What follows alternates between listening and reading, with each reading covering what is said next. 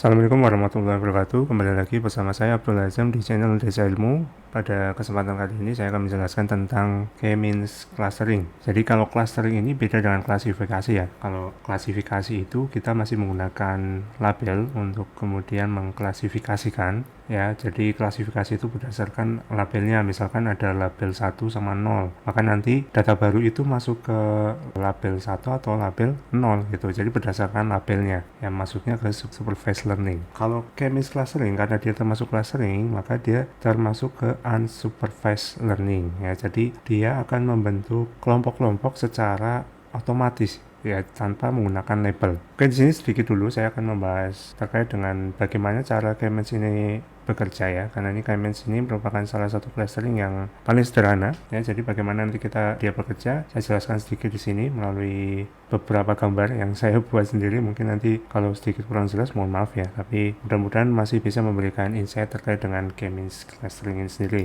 Oke, misalkan di sini kita memiliki beberapa dataset yang kemudian tersebar, kemudian kita tentukan, tidak usah pikiran dulu bagaimana cara menemukan dua cluster yang kemudian kita letakkan di sini sebagai, saya beri warna biru dan di sini saya beri warna merah. Kemudian bagaimana dia bekerja, dia akan membagi ya dua dataset ini menjadi dua, mana yang kemudian masuk kelompok merah dan mana yang masuk kelompok biru. Caranya adalah dia akan mengukur jarak antara dua centroid ini ya, dua titik pusat ini, kemudian di sini kita ambil tengahnya. Nah, kita bisa lihat di sini mana yang masuk ke dalam kelompok merah dan mana yang masuk kelompok biru. Maka di sini yang sebelah atas dia akan masuk ke dalam kelompok merah ya, dan yang sebelah bawah, yang bawahnya garis biru ini, dia akan masuk ke dalam kelompok biru.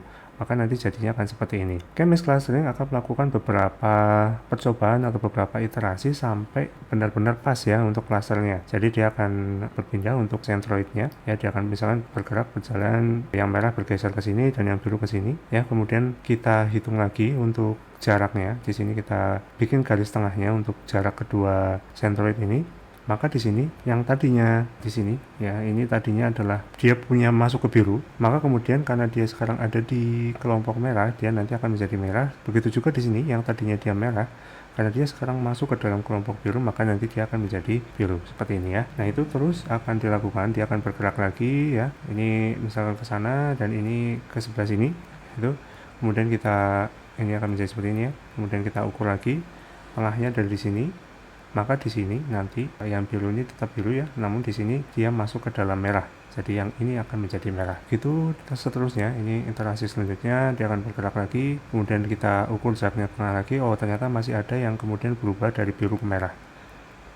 Kita lakukan lagi ya, dia akan terus melakukan pergerakan ini sampai ya ini dia tidak ada lagi kelompok yang kemudian berpindah dari biru ke merah atau sebaliknya. Maka jika seperti ini tidak ada lagi yang berpindah ya, ini tetap sama, maka iterasi selesai. Nah, inilah kemudian menjadi kelompok klasternya begitu. Nah, ini sedikit cerita dari K-means clustering. Nah, cara penentuan untuk jumlah klasternya awalnya menghitung dengan rumus within cluster sum of squares ya. Jadi kita hitung misalnya di sini ada dua klaster, maka kita hitung WCSS untuk klaster 1 dan jumlah satu klaster dan jumlah dengan dua klaster.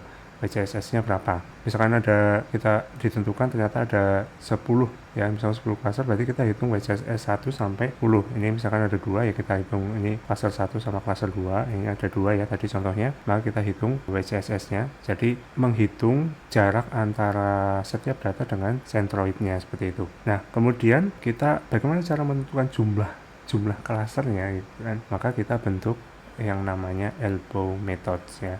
Di sini kita bentuk dulu grafik di mana di sini adalah jumlah klasternya. Misalnya sini 1 sampai 7. Kemudian di sini adalah total atau perhitungan WCSS-nya. Misalnya untuk klaster 1 dengan jumlah satu klaster, maka dia WCSS-nya 8.000, 2 ini nanti 5.000, 3 ini misalkan di sini ya 3.500, 4 ini adalah 2.000 dan seterusnya. Cara penentuannya adalah di mana ya titik yang kemudian dia mulai datar gitu ya. Ini kalau di sini kan dia masih miring ya. Nah, di sini dia sudah mulai datar gitu bentuknya. Maka kita pilih di sini ya bentuknya seperti siku itu. Di sini untuk optimal number clusternya adalah 4. Jadi titik di sini. Oke, jadi ada perubahan dari miring kemudian sudah ke datar begitu. sehingga kita pilih yang nomor 4 untuk jumlah klasternya, sehingga nanti kita hitung, kita bentuk ya klaster itu bentuknya adalah menjadi 4. Itu untuk bagaimana cara kita menentukan jumlah klaster pada K-means clustering ini. Oke, itu untuk sedikit intuisinya. Selanjutnya kita bergerak ke Python Notebook untuk melakukan coding K-means menggunakan Python. Di sini kita sudah membuka Python Notebook kita. Seperti biasa, di sini kita akan melakukan import dulu untuk library-nya. Jadi yang pertama kita importkan NumPy. Kemudian yang kedua kita masukkan Matplotlib.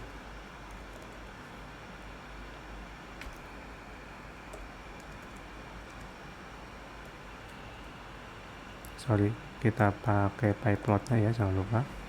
Pyplot splt, dan kita import yang terakhir apa? Pandas spd. Jadi kita running. Kemudian yang kedua kita import datasetnya. Nah, yang perlu kita ingat adalah di dalam K-means nanti datasetnya ini tidak terdapat dependent variable ya, seperti algoritma yang lain pada klasifikasi ataupun pada regresi. Karena di sini kita tidak menggunakan label, tidak menggunakan dependent variable untuk mentraining datanya, sehingga nanti ya isinya cuma independent variable saja. Oke, misalnya di sini kita masukkan ke dalam variable dataset ya, pd.read csv ya. Di sini saya beri nama untuk datanya adalah mall customers. Oke, nanti untuk link datanya akan saya sertakan di deskripsi ya. Oke, kita cek dulu datasetnya. Oke, di sini ada customer ID, ada genre, kemudian ada age, annual income, sama spending score. Nah, kolom score ini bukanlah tadi dependent variable ya, karena dataset tersebut merupakan data yang akan dikumpulkan berdasarkan kedekatannya. Nah, customer ID ini hanya memberikan ID saja, tidak berpengaruh terhadap variabel lain. Dalam contoh ini ya, kita hanya menggunakan 2 kolom saja, yaitu yang pertama adalah annual income dan yang kedua adalah score-nya ya, spending score-nya, karena nanti kita akan plotkan ya ke dalam sebuah visualisasi, sehingga membutuhkan 2 fitur. Nah, kemudian kita masukkan untuk datanya ke dalam sebuah variabel X ya, karena kita hanya menggunakan tadi 2 kolom saja, sehingga kita gunakan ilog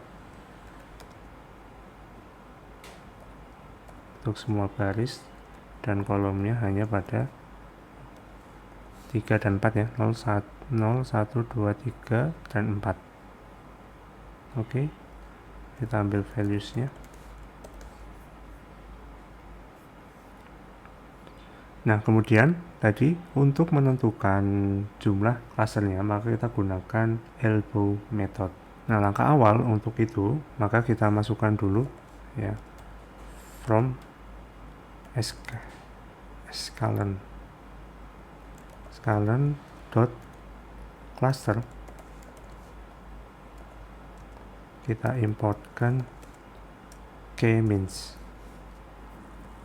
Untuk langkah selanjutnya, ini bukan membuat objek seperti pada langkah-langkah biasanya ya. Ya, pada video-video sebelumnya biasanya setelah saya importkan ya untuk modul ya, atau kelas dari scalern ini ya, biasanya langkah template-nya gitu kan, kita akan membuat sebuah objek. Namun pada ini kita tidak akan menggunakan kita membuat objeknya ya, namun kita akan menggunakan for loop dulu ya. Untuk apa? Untuk menjalankan K-means dengan 10 bilangan berbeda dalam menentukan jumlah klasternya.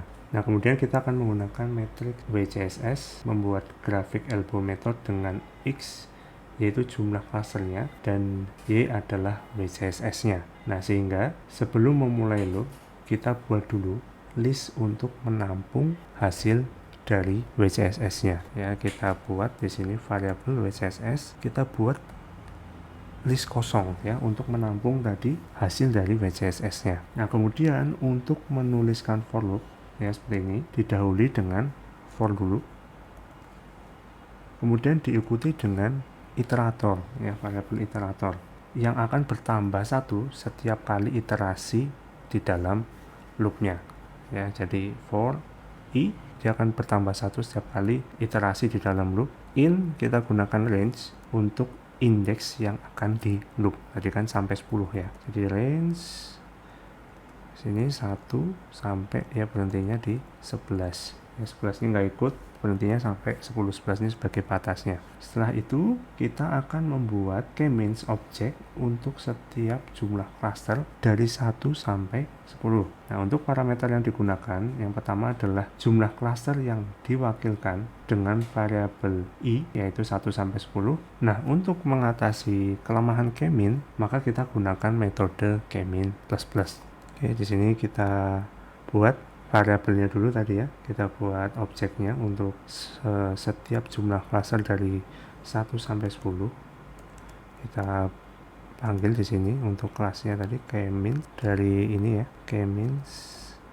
Kemudian kita gunakan parameternya n clusters.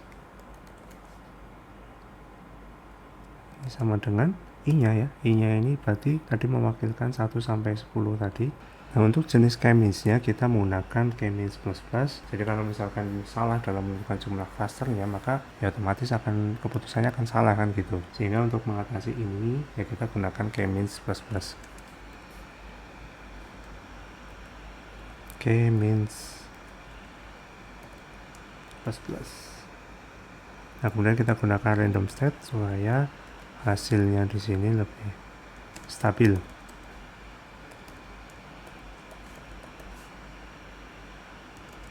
Ya, monggo terserah, misalkan di sini 42. Kemudian selanjutnya kita akan training algoritmanya. Nah, kita hanya membutuhkan fitur X saja ya, karena sebelumnya kita hanya memiliki fitur X. Ya, kita fit, kita training. Sini X ya. Kemudian kita tambahkan WCSS list yang telah dihitung dengan menggunakan fungsi append, di mana atribut inersia kita gunakan atribut inersia yang akan memberikan nilai WCSS tersebut. Jadi di sini kita buat WCSS yang tadi sudah dibuat, kita tambahkan ya, kita appendkan gitu ya, k-means dot inersia. Jadi fungsi inersia ini yang akan kemudian memberikan nilai WCSS tersebut. Oke, kemudian kita kembali, kita back di sini, keluar dari for loop-nya, kemudian kita bikin visualisasinya dengan plt.plot. Kita gunakan range dari berapa tadi? Range 1 sampai 11. Kemudian kita koma ini untuk x-nya tadi ya, dan y-nya adalah untuk WCSS-nya. Oke, kemudian kita buat title-nya. Misalkan di sini the elbow method. Kemudian kita buat untuk x labelnya number of clusters misalkan, dan untuk y labelnya yaitu WCSS.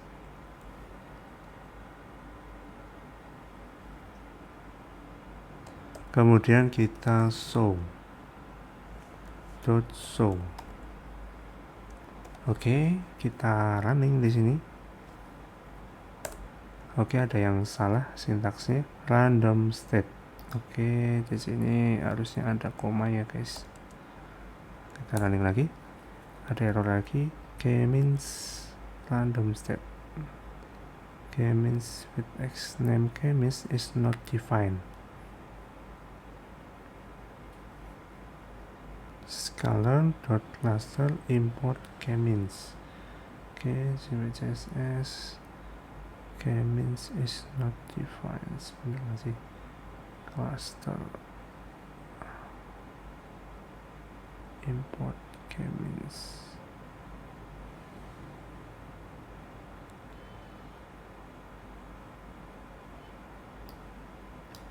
Coba kita pindahkan dulu sini. Kita masukkan kita bisa running, bisa name k-means is not defined ya. Apa sih? Oh my god ya, ini salah m nya guys, k-means ini guys. Nah ini ya sudah keluar. Maka di sini kita lihat yang kemudian dia beralih dari turun kemudian mulai datar ya, di sini di number of clusternya 5. Jadi selanjutnya kita akan bangun, kita build untuk train dan identifikasinya untuk 5 cluster ya, karena kita tentukan di sini untuk elbow methodnya. Dari elbow method ini kita hasilkan jumlah clusternya adalah 5. Nah di sini kita akan build dependent variable.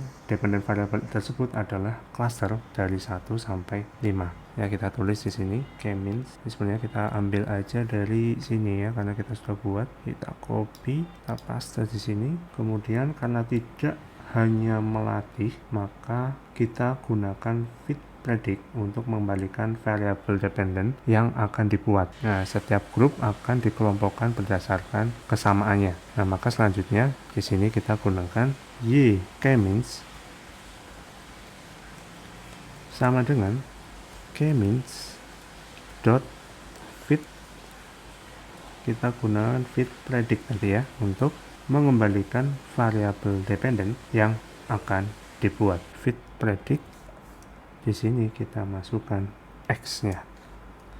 Oke, kita running, kemudian kita coba lihat untuk y k-means-nya ada. Oke, seperti ini ya. Ada sebentar, ini ada salah oke, sorry, ini bukan ya, ini kita pakai 5 dan clusternya adalah 5 dan kita bikin k-means-nya 5. Oke, jadi sini untuk data pertama masuk di cluster 3, data kedua masuk di cluster 0, data ketiga masuk di cluster 3 dan seterusnya. Di sini ada totalnya, jumlahnya adalah 5 cluster. Nah, kita dapat lihat untuk hasil dari clusternya seperti apa, maka kita perlu memvisualisasikan ya. Kita gunakan scatter, jadi kita buat 5 dengan input yang berbeda. Kita plotkan ya dengan plt.scatter. Kemudian kita pakai x-nya ya, kita panggil x-nya. Di sini adalah y k-means sama dengan 0-nya ini adalah cluster 0. Ini 0 ini adalah annual income dan koma di sini lagi x y k-means sama dengan ya cluster 0. Kemudian di sini adalah untuk yang skornya. Kemudian untuk scale-nya, size-nya adalah 100. Warnanya ini kita buat red ya untuk cluster pertama. Kemudian labelnya adalah cluster 1. Ini kita pakai ini cluster 1. Oke, kita lakukan ini untuk kita buat ini ya untuk cluster yang lain. Kita buat 5 ya berarti ya, ada 5. Kita tinggal ganti ininya saja, 1 2 3 dan 4. Ini juga 1 2 3 4. Size nya sama, warnanya berbeda. Ini misalkan blue, ini green, green, kemudian ini cyan misalkan ya, bukan kacian, bukan ya, tapi cyan. Kemudian ini magenta misalkan gitu. Ini cluster 2, cluster 3, cluster 4 sama cluster 5. Nah, kemudian kita buat untuk cluster centersnya dot scatter.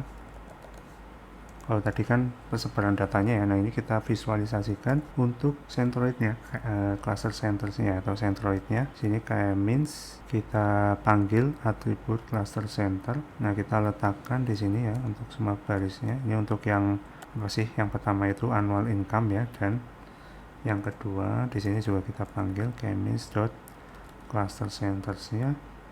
Di sini adalah untuk yang score. Oke, untuk cluster center size-nya di sini lebih besar ya, supaya bisa membedakan. Untuk warnanya sendiri kita buat yang belum ada, apa nih, kuning misalkan, yellow. Kemudian labelnya kita beri nama Centroid. Oke, tutup, jangan lupa. Selanjutnya kita buat untuk atribut di grafiknya, plt.title-nya dulu ya, clusters of customer. Kemudian labelnya plt.x, labelnya annual income. Kemudian untuk plt.y, labelnya itu adalah spending score.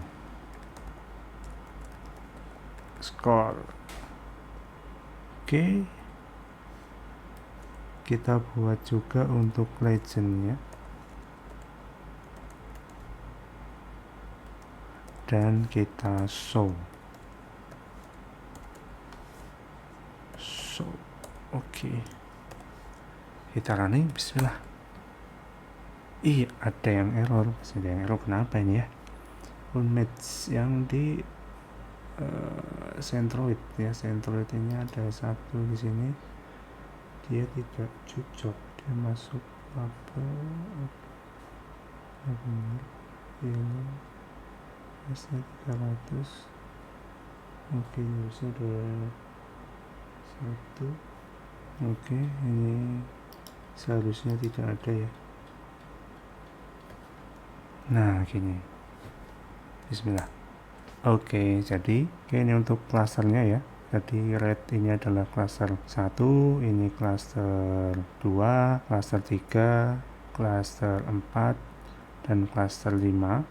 Kuningnya ini adalah centroidnya. Nah, ini untuk visualisasinya. Oke, mungkin itu ya sedikit penjelasan terkait dengan K-means clustering. Mudah-mudahan memberikan pemahaman ya, walaupun mungkin tidak banyak, terkait dengan K-means clustering itu sendiri serta bagaimana implementasinya menggunakan bahasa pemrograman Python. Jadi jika ada pertanyaan silakan bisa didiskusikan di kolom komentar. Mudah-mudahan nanti saya bisa menjawab pertanyaannya, dan jika dirasa memang untuk video ini bermanfaat, silakan tebar manfaatnya ke orang lain ya, mudah-mudahan banyak orang juga akan merasakan manfaatnya. Oke, terima kasih atas perhatiannya. Kita bertemu lagi insya Allah di video-video selanjutnya. Jangan lupa di like dan di subscribe ya untuk video dan channel ini. Wassalamualaikum warahmatullahi wabarakatuh.